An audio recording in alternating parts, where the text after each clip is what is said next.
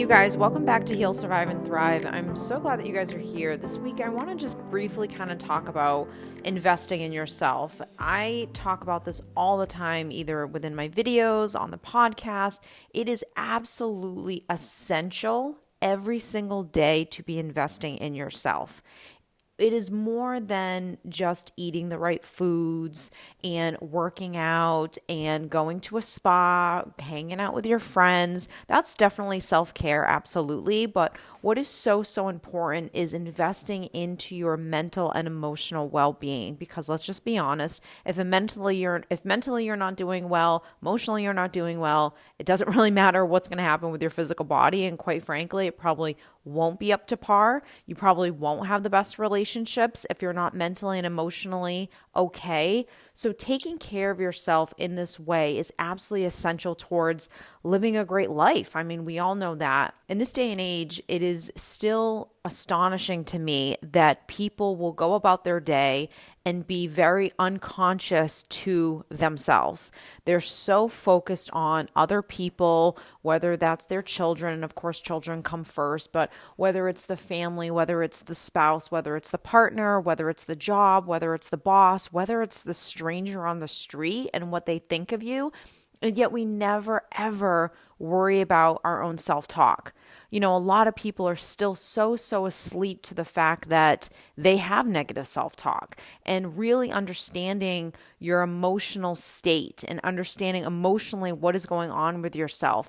It's just essential. It has to happen every single day. Otherwise, you're going to wake up, you know, in your old age and just think, God, what did I do with my life? And, you know, we have this one life, and making the most of it every single day and really practicing living in these small moments is just, it's crucial. It has to happen. So one of the things that I often talk about with my private clients is really being mindful. And mindfulness is something that we all know of in this day and age. I mean, if you don't know, I think you're living inside of a rock.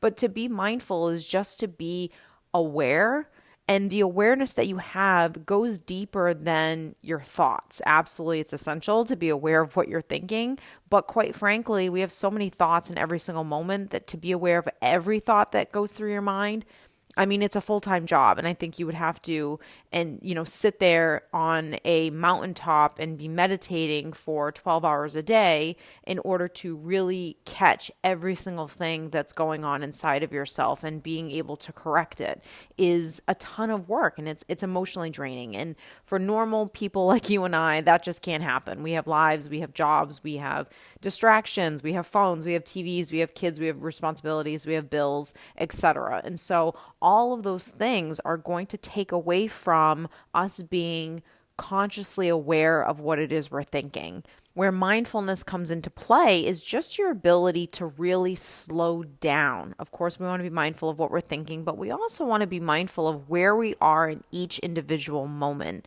as much as we possibly can. So while you are doing the mundane things of life, whether it is hanging out with children, paying a bill, going to the gym, walking to your car, doing the dishes, drying your hair, mindfulness and happiness is really about being aware of what it is you're doing in every single moment, and being in that moment of what you're doing. Now, there are some moments that aren't going to be very pleasant, and just accepting that this is the moment that you're in, whether it sucks or not.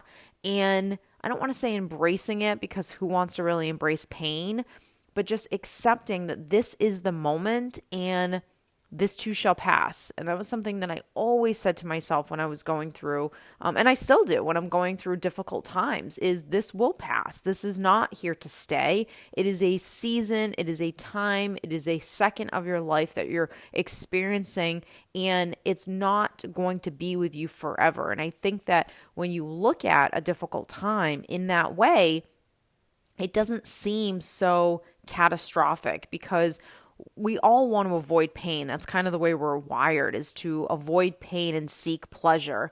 But you can't have pleasure without pain. You would never know what pleasure is if you hadn't gone through something that was uncomfortable or unpleasant, or something that you didn't like to do.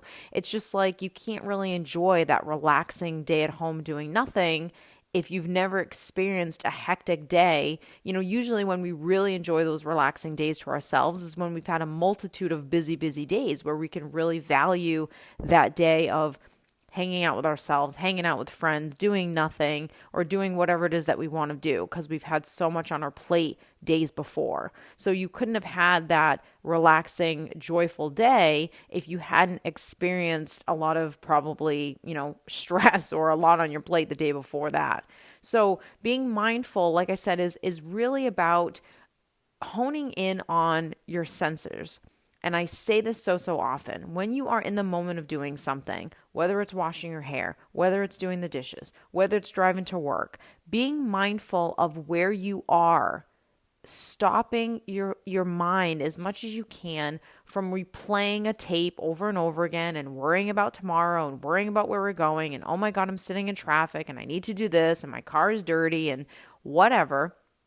And just being in the moment of where you are, whether the sun's shining on you, whether you can feel, the steering wheel, whether you can feel water, whether you can feel the heat or the cold, just being so aware and using sight and sound and touch and smell to be in the moment of what it is you're doing. If you could practice that, that's when you begin to find real happiness, because your happiness is just in this moment.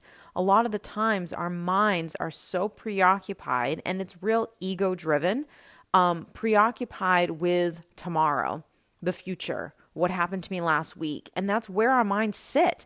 Your mind is never thinking a thought that is in this moment, being aware of this moment of what you're doing, unless you are consciously thinking. So 95% of the thoughts that you think every single day come from your subconscious mind. Your subconscious mind is completely closed off. And just for the sake of making this easy, your subconscious mind is where your emotions live. It's where your long-term memory lives. It's where your programming lives. So everything you have ever experienced in your life is stored in your subconscious mind. And when you are awake, your subconscious mind, it kind of shuts off. It's almost like the door closes the minute you get up in the morning, because you begin to be conscious of yourself. So you can't really access that subconscious mind and begin reprogramming while you are awake. That's why I always say it's so important to listen to a guided meditation, listen to affirmations. You should be doing that as you fall asleep, because as you fall asleep, your conscious mind begins to go to sleep, and your subconscious mind actually wakes up. So that's where our dreams live. And that's where you can really start reprogramming yourself, is while you are sleeping.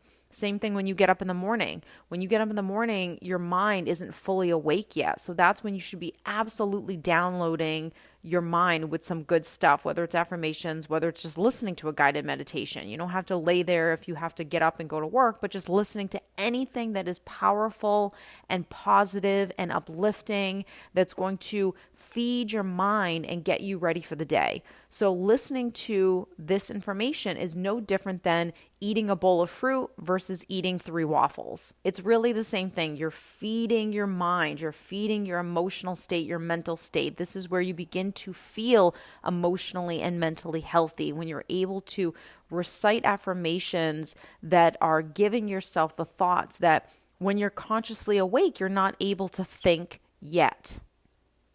So as you begin kind of going through this journey, right, called life, whether you're, just gotten out of a relationship, whether you're just trying to find some happiness, whether you're trying to motivate yourself, this is the stuff, doesn't matter who you are, where you live, what age you are, what you're going through, that everyone needs to be doing every single day. It's no different, like I said, than feeding your physical body with nutrition and good foods and drinking lots of water and taking care of yourself and going for a walk and giving your body physical exercise so it can be its most, powerful and healthiest. It's no different than that. Getting enough sleep. This is the same thing, but it's all for your mental and emotional well-being.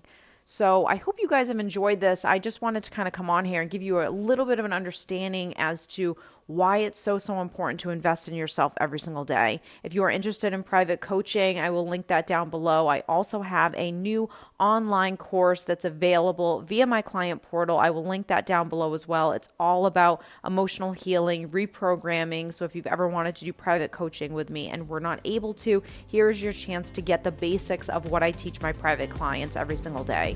So I hope you have enjoyed this, and I'll see you next time.